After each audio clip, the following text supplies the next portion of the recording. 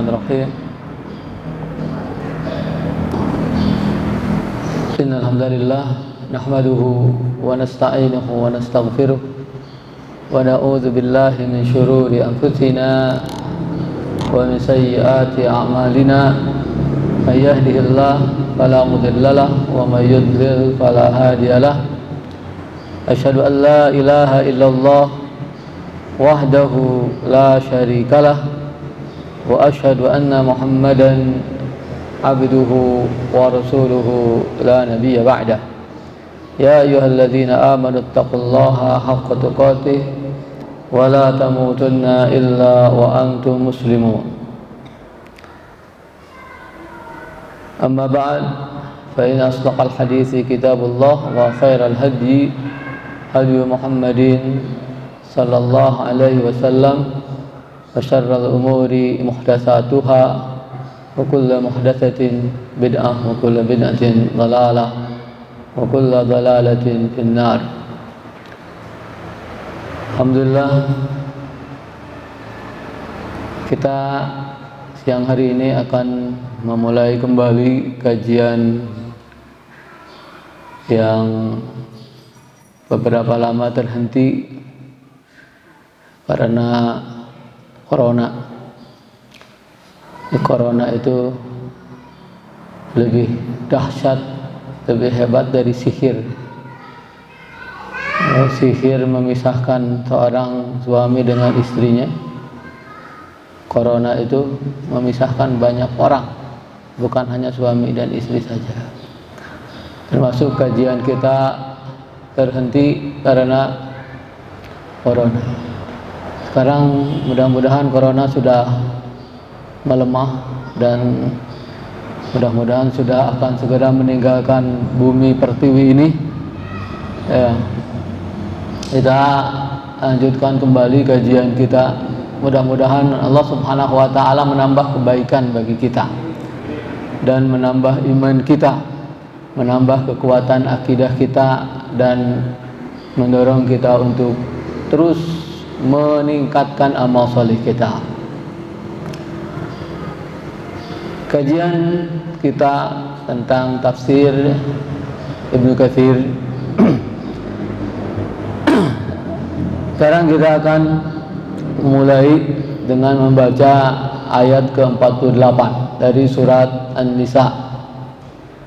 Allah Subhanahu wa taala berfirman, "Innallaha la yaghfiru ayyushraka bihi wa yaghfiru ma duna dzalika liman yasha wa may yusyrik billahi faqad iftara itsman 'azima."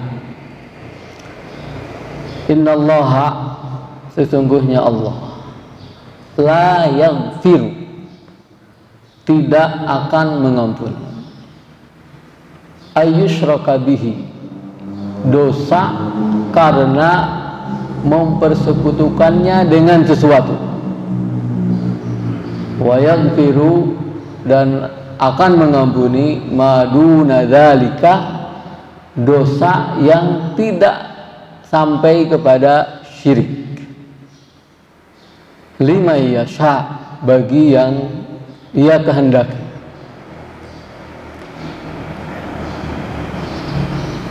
Ayat ini menegaskan akidah yang paling penting yang perlu diyakini oleh setiap mukmin yang menyatakan beriman kepada Allah, kepada malaikat-malaikatnya, kepada kitab-kitabnya, kepada rasul-rasulnya, kepada hari akhir dan kepada takdir. Allah mengatakan,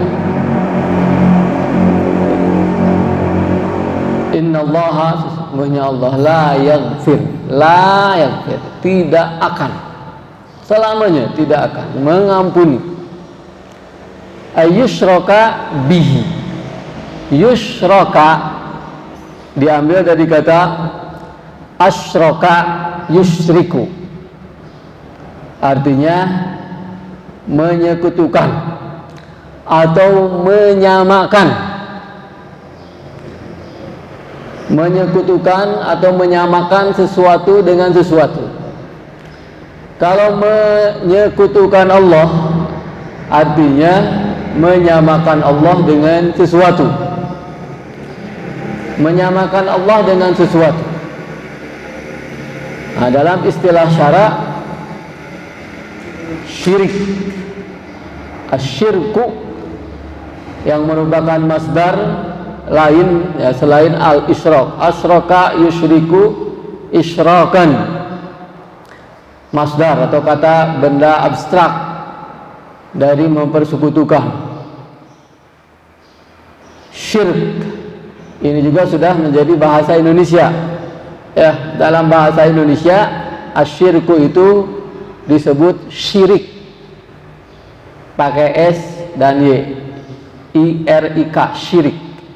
Bisa dilihat dalam Kamus Umum Bahasa Indonesia. Sudah menjadi bahasa Indonesia syirik itu. Tapi tetap pakai Y ya. Y-nya tidak dibuang, bukan sirik. Sirik. Nah, kalau nyebutnya sirik itu salah. Apalagi dalam bahasa Indonesia, sirik itu dalam bahasa Sunda, sirik itu maknanya lain. Ya, dalam bahasa Sunda sirik itu maknanya dengki, hasud. Ya. Jadi mempersekutukan Allah atau perbuatan mempersekutukan Allah disebut syirkun atau isyrakun. Dalam bahasa Indonesia syirik. Dan kata syirik ini sudah menjadi kata benda abstrak, jadi tidak perlu ditambah ke dan an di ujungnya, tidak perlu kesyirikan, ya, syirik. Ya, sudah menjadi kata benda abstrak, syirik. Kemudian pelakunya disebut musyrik. Kata musyrik juga sudah ada dalam Kamus Umum Bahasa Indonesia. Musyrik artinya pelaku syirik. Nah, kemudian kalau kita mau membuat kata benda abstrak dari musyrik ditambah ke awalan ke dan akhiran an, jadi kemusyrikan itu sama dengan syirik. Syirik itu sama dengan kemusyrikan dalam bahasa Indonesia. Nah, intinya syirik itu adalah menyamakan Allah Subhanahu wa Ta'ala dengan sesuatu atau menyamakan sesuatu dengan Allah Subhanahu wa Ta'ala, baik dalam ketuhanannya ataupun dalam kekuasaannya, dalam uluhiyahnya ataupun dalam rububiyahnya, juga dalam nama-nama dan sifat-sifatnya. Mempersekutukan Allah dalam uluhiyah, dalam ketuhanan, seperti meyakini ada Tuhan selain Allah. Juga menyembah selain Allah, itu syirik. Ya. Jadi meyakini ada sesembahan selain Allah dan menyembah selain Allah itu adalah syirik. Artinya mempersekutukan Allah dalam ketuhanannya. Kemudian mempersekutukan Allah dalam kekuasaannya, artinya meyakini atau menganggap, menyangka ada sesuatu yang memiliki kekuasaan seperti kekuasaan Allah Subhanahu wa Ta'ala. Seperti meyakini ada yang bisa menciptakan bumi, atau menciptakan langit, atau menciptakan manusia, ya. Atau meyakini ada yang bisa mengatur alam semesta selain Allah Subhanahu wa Ta'ala, itu juga musyrik. Ya, kemusyrikan, syirik. Ini adalah dosa besar yang tidak akan diampuni oleh Allah Subhanahu wa Ta'ala, karena menyamakan sesuatu dengan Allah Subhanahu wa Ta'ala adalah tindakan yang sangat kurang ajar, tindakan yang melampaui batas, tindakan yang menzalimi Allah Subhanahu wa Ta'ala, menyakiti Allah Subhanahu wa Ta'ala. Makanya Allah Subhanahu wa Ta'ala tidak akan mengampuni. Nah, Imam Ibnu Katsir rahimahullah mengatakan, "Tsumma akhbara ta'ala annahu la yaghfiru ay yushraka bihi." Kata Imam Ibnu Katsir, maksud dari ayat ini adalah la yaghfiru li abdin laqiyahu wa huwa musyrikun bihi. Allah Subhanahu wa taala tidak akan mengampuni seorang hamba yang bertemu dengannya dalam keadaan mempersekutukannya dengan sesuatu. Seorang hamba mati, meninggal, bertemu dengan Allah Subhanahu wa taala. Di saat dia meninggal dalam keadaan mempersekutukan Allah Subhanahu wa taala, maka tidak akan diampuni oleh Allah Subhanahu wa taala. Tidak akan diampuni. Kemudian wa yaghfiru ma duna dzalik, ay minadz dzunub, dan Allah akan mengampuni dosa-dosa yang lain, ma duna syirk, yang tidak sampai kepada dosa mempersekutukan Allah dengan sesuatu. Liman yasha, bagi yang dikehendakinya, bagi yang Allah kehendaki. Kata Imam Ibnu Katsir, min ibadihi, siapa saja yang dikehendaki oleh Allah Subhanahu wa taala yang melakukan dosa selain dosa syirik, maka Allah Subhanahu wa taala mengampuninya. Ya. Di sini Imam Ibnu Katsir rahimahullah menjelaskan masalah ini lebih panjang dengan mengangkat beberapa hadis, ya, perbandingan antara dosa syirik dengan selain syirik. Hadis-hadis yang menjelaskan bahwa Allah Subhanahu wa taala mengampuni dosa-dosa yang lain selain dosa syirik. Kata Imam Ibnu Katsir, wa qad waradat ahadits muta'alliqah bihadhil ayah al-karimah, falanadhkur minha ma tayassar. Sungguh banyak hadis yang berhubungan dengan ayat ini. Hadis yang berhubungan dengan ayat ini atau menjelaskan ayat ini. Dan kita akan sebutkan beberapanya saja. Al-haditsul awwal, hadis yang pertama diriwayatkan oleh Imam Ahmad dengan sanadnya dari Aisyah radhiyallahu anha. Aisyah berkata, qala Rasulullah sallallahu alaihi wasallam, ad-dawawinu indallahi thalathatun, catatan amal.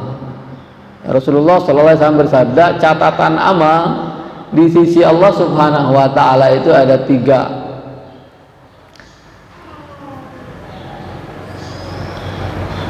Diwanun la ya'ba'ullahu bihi syai'an,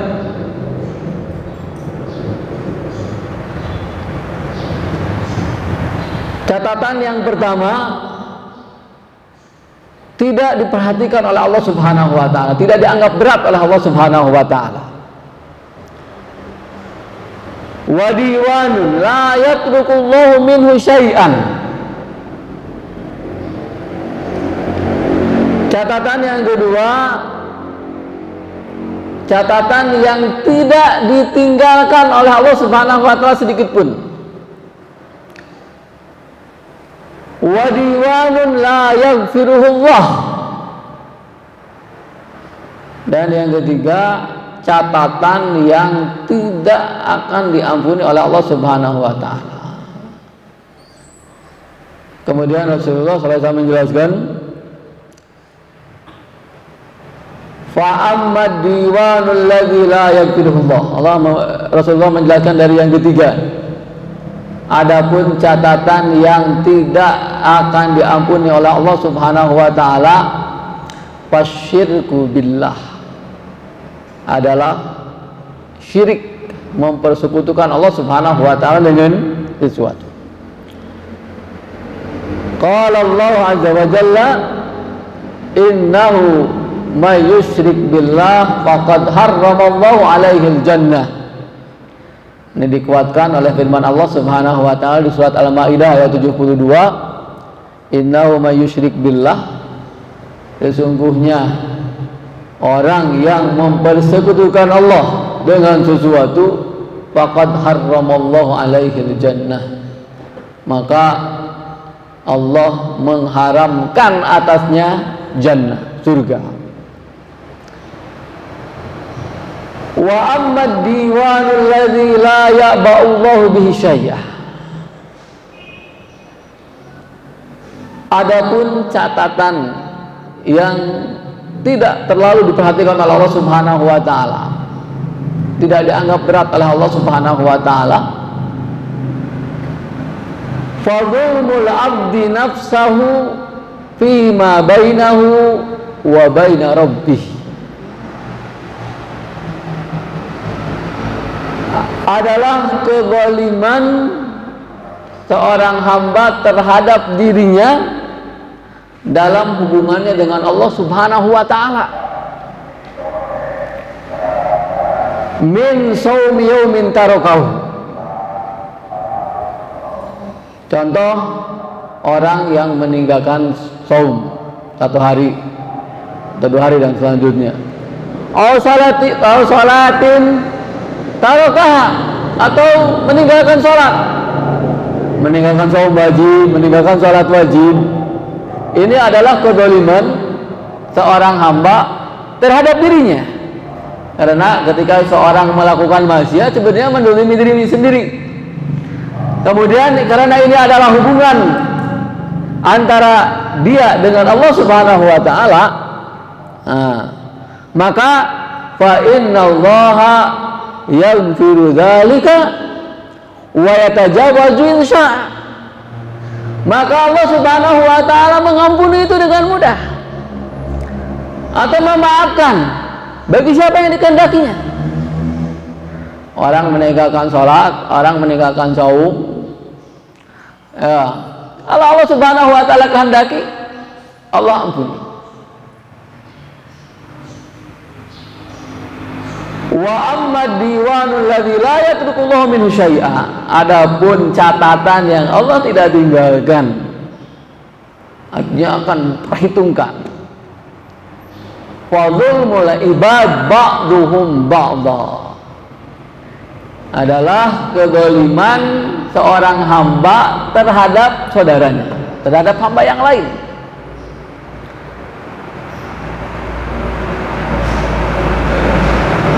Al-qisas la mahalata.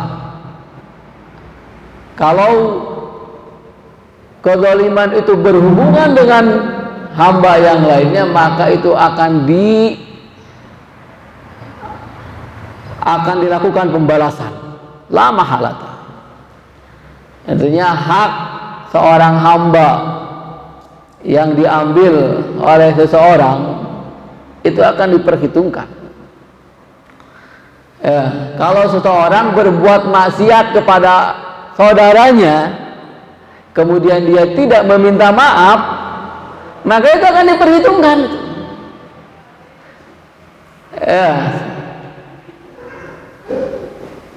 Kita tahu atau pernah dengar hadis tentang al-muflis. Al-muflis, orang yang bangkrut. Orang yang bangkrut itu siapa? Orang yang datang di hari kiamat dengan membawa amal soleh, tapi ketika di dunianya dia suka menyakiti orang lain, mencela, menghina, mendolimi, menganiaya. Itu akan diambil, itu akan dibalas. Ya, makanya kata para ulama, hukukul ibad mabniyatun alal musyahah wa hukukullah mabniyatun alal musamahah. Kalau hubungan antara seseorang dengan sesamanya itu selalu ada perhitungan. Ya, harus diselesaikan perhitungan, tidak ada maaf. Ya, kalau orang menggolimi saudaranya tidak ada maaf selama dia atau kecuali dia meminta maaf kepada saudaranya itu. Kalau sebelum meninggal dia meminta maaf, sudah selesai. Tapi kalau sampai meninggal belum meminta maaf atau ada hak saudaranya yang terambil, maka akan diperhitungkan. Berbeda dengan hak Allah. Tadi kewajiban yang ditinggalkan misalnya, atau maksiat yang dilakukan selain syirik, itu mungkin saja Allah Subhanahu wa Ta'ala mengampuni kalau dia menghendaki. Ya. Tapi ada satu catatan lagi, apa?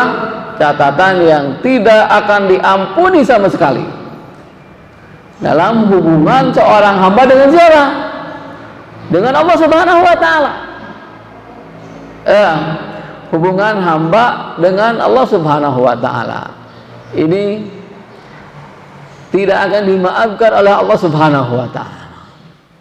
Jadi mempersekutukan Allah Subhanahu wa Ta'ala itu dosanya lebih berat daripada meninggalkan sholat fardu, meninggalkan saum Ramadan, berzina, mencuri, membunuh, dan dosa-dosa yang lainnya.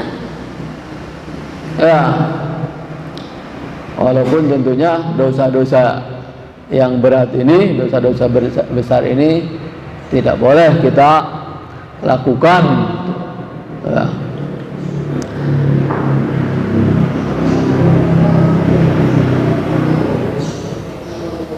Al-hadits tsani, hadis yang kedua,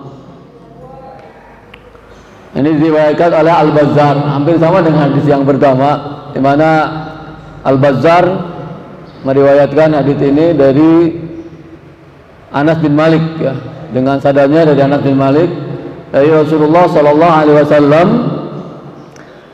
Beliau bersabda, "Az-zulmu salasatun." Kezaliman itu, kezaliman, penganiayaan itu ada 3. Fadzulmun la yaghfirullah. Yang pertama, kezaliman yang tidak akan diampuni oleh Allah Subhanahu wa Ta'ala. Wa dzulmun yaghfiruhullah.